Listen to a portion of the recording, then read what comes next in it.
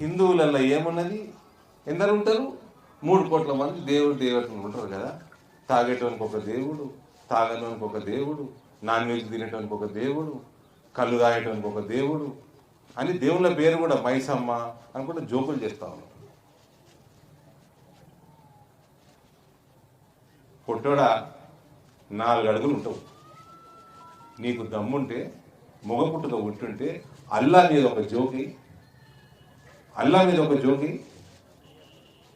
కోసి కొర కోసి పడేస్తారు. 2 అడుగులు అవుతావు దెబ్బకి, 2 అడుగులు అవుతావు. ఇట్లా మళ్ళా కుల రాజకీయాలు. నన్ను రేవంత్ గౌడ్ చేయండి, నన్ను రేవంత్ ముదిరాజు అనుండ్రి. అరే వ్యక్తిత్వం అమ్ముకున్నోడు కల్వకుంట్లోళ్ళకి వ్యక్తిత్వం అమ్ముకున్నోడు రెడ్డెట్లయితారు రా అని అడుగుతున్నా. ఎట్లయితారు అంటున్నా. గిసుంటి మనిషి, వాణి వీణ మీద జోకులేసే మనిషి ముఖ్యమంత్రి స్థాయిలో ఉన్నాడు అనొచ్చా?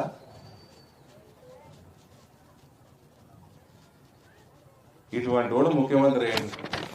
కల్వకుంట్ల కుటుంబాన్ని కాపాడేటోడు ఇలా ముఖ్యమంత్రి ఏంటి?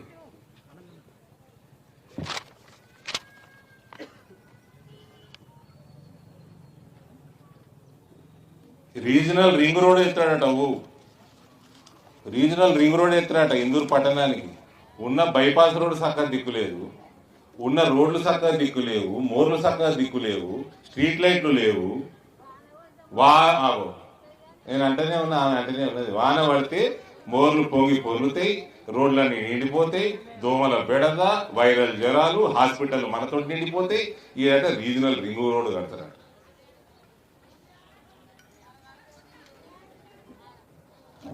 ఏడగంటారు హైదరాబాద్. ఆడ కూడా కేంద్రమే కడితే ఈ లొటపీస్ ఏడ కట్టాడు. ఏమీ రాదు, చదువు రాదు, సంధ్య లేదు.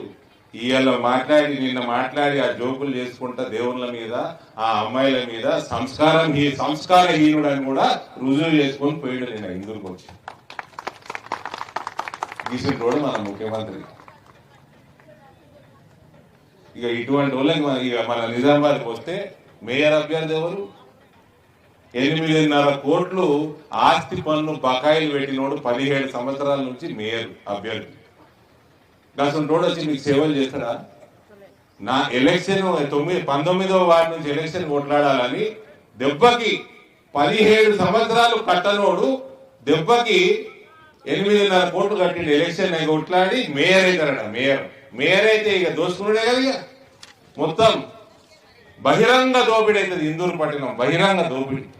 ఇక ఇట్లాంటి వాళ్ళకి మనం ఓట్లు వేసుకొని మనం చేతులు కాల్చుకొని మన భవిష్యత్తును ఖరాబ్ చేసుకొని మళ్ళా తలకాయలు పలుకొట్టుకునేది. నేను 7 సంవత్సరాల నుంచి మీకు ఎంపీ. మోడీ గురించి నేను చెప్పనవసరం లేదు కదా. మన ప్రధానమంత్రి మోడీ గురించి అయితే మీకు అన్ని తెలుసు కదా. ఎంత నికాల్స్ అయిన ప్రధానమంత్రి మీ అందరూ తెలుసు. 25 సంవత్సరాల జీవితంలో 25 రూపాయల అవినీతి ఆరోపణ కూడా లేదు. నన్ను 7 సంవత్సరాల నుంచి మీరు దాదాపు ఎంపీగా చూస్తున్నారు. 1 రూపాయి 7 రూపాయల అవినీతి ఆరోపణ చూపెట్టుకున్నాను. మాకు 2 ఎమ్మెల్యేలు ఉన్నారు జిల్లాలో. ఒక ఆయన అర్బన్ ఎమ్మెల్యే సూర్యనారాయణ గుప్తా గారు, ఆర్మూర్ ఆయన ఇటుంటారట, అర్బన్ ఆయన ఇటుంటారట. అటు రాకేష్ రెడ్డి 2 సంవత్సరాల నుంచి ఆయన అయిండు. 2 రూపాయల అవినీతి ఆరోపణ చూపెట్టున్నావా? 2 రూపాయలు చూపెట్టు అవినీతి ఆరోపణ.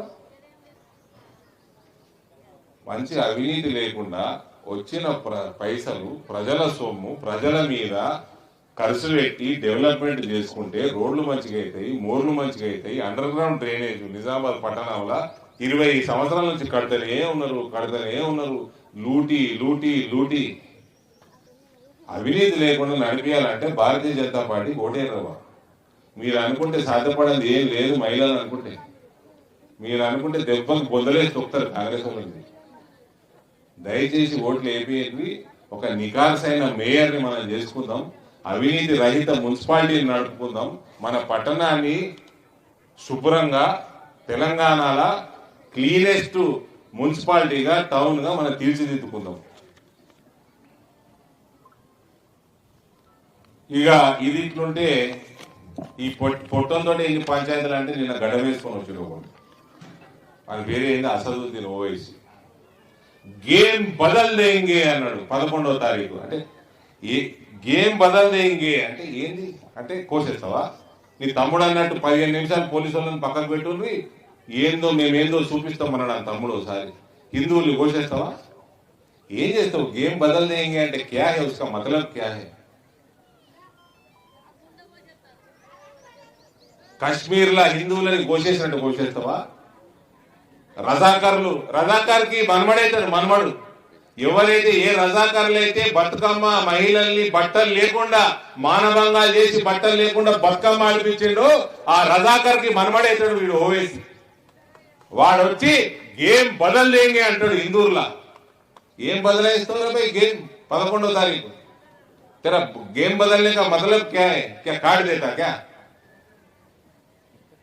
इसका मतलब क्या है?